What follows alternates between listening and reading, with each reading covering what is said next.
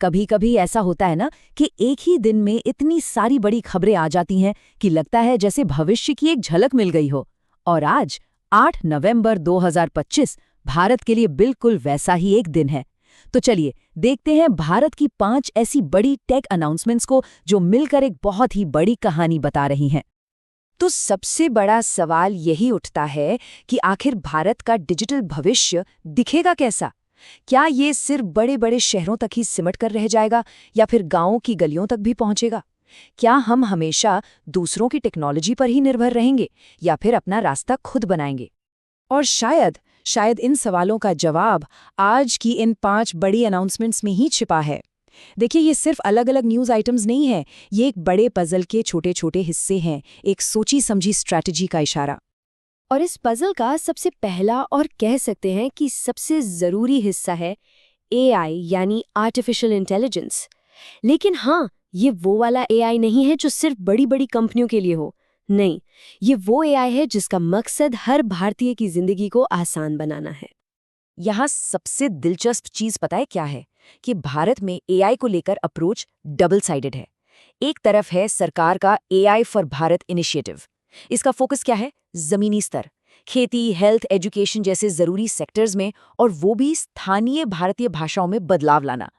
और दूसरी तरफ हैं गूगल जैसी प्राइवेट कंपनियां जो जेमिनी वर्कस्पेस जैसे टूल्स से हमारे काम करने के तरीके को, यानी हमारी ऑफिस लाइफ को स्मार्ट बना रही हैं।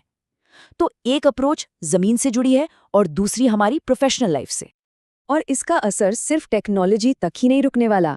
अकेले एआई फॉर भारत इनिशिएटिव से सोचिए, अगले 2 साल में 10 लाख, जी हाँ, 10 लाख से ज्यादा जॉब्स क्रिएट होने की उम्मीद है।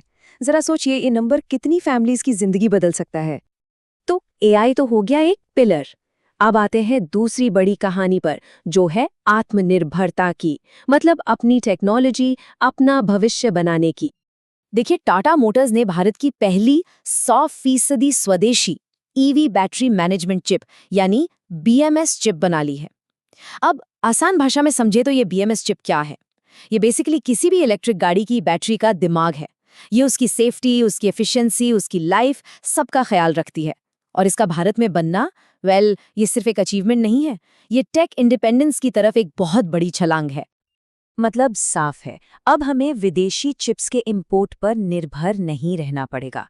इसका फायदा, लागत कम होगी, सप्लाई चेन बेहतर होगी, और सबसे बड़ी बात, अपनी टेक्नोलॉजी पर अपना पूरा कंट्रोल होगा। ये है मेक इन इंडिया की असली ताकत, जो ईवी सेक्टर को पूरी तरह से बदल सकती है। ओके, तो अब हमारे पास स्मार्ट एआई है, अपना स्वदेशी हार्डवेयर भी है, लेकिन सोचिए इनका फायदा ही क्या अगर ये देश के कोने कोने तक पहुंच ही ना पाएं। और बस यहीं पर एंट्री होती है आज की तीसरी बड़ी अनाउंसमेंट की, जिसका मिशन है डिजिटल इंडिया को हर घर, हर दरवाजे तक ले जाना। और यहाँ भी अप्रोच कमाल की है। एक साथ 2 अलग-अलग समस्याओं को सुलझाया जा रहा है। एक तरफ है जियो एयर फाइबर मैक्स 2.0। ये क्या कर रहा है? ये उन जगहों पर हाई स्पीड इंटरनेट पहुंचा रहा है जहां फाइबर केबल डालना आसान नहीं है। और दूसरी तरफ है आरबीआई का ई-रुपी ऑफलाइन वॉलेट। ये उनके लिए है जहां इंटरनेट है ही नहीं, मतलब बिना इंटरनेट के डिजिटल पेमेंट।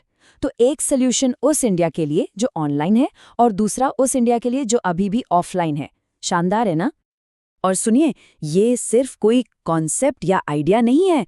आरबीआई ने इसकी टेस्टिंग भी शुरू कर दी है, दिल्ली, लखनऊ, भोपाल, हैदराबाद जैसे शहरों में। तो साफ है कि ग्रामीण डिजिटल इकोनॉमी को मजबूत बनाने का काम जमीनी स्तर पर शुरू हो चुका है। तो हमने एआई की बात की, स्वदेशी चिप्स की बात की, हाई स्पीड इंटरनेट और ऑफलाइन पेमेंट्स, सब की बात की। ये सब अलग अलग हिस्से हैं, लेकिन जब हम इन सब हिस्सों को एक साथ जोड़ते हैं तो पूरी तस्वीर क्या बनती है? आगे का रास्ता दिखता कैसा है? इन घोषणाओं से भारत के डिजिटल ब्लूप्रिंट के 3 पिलर्स, 3 स्तंभ बिल्कुल साफ दिखते हैं। पहला, समावेशिता, मतलब टेक्नोलॉजी सबके लिए हर जगह। दूसरा, नवाचार, यानी दूसरों पर निर्भर मत रहो, अपने समाधान खुद बनाओ। और तीसरा, एकीकरण, मतलब टेक्नोलॉजी को अपनी रोजमर्रा की जिंदगी का एक नेचुरल हिस्सा बना लो। तो ये जो 5 घोषणाएं हैं, ये सिर्फ आज की सुर्खियां नहीं हैं, ये आने वाले कल की नींव हैं।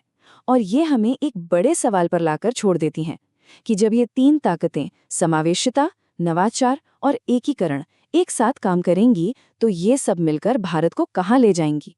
ये एक ऐसा सवाल है जिसका जवाब तो भविष्य ही देगा, लेकिन उसकी पटकथा शायद आज ही लिखी जा रही है।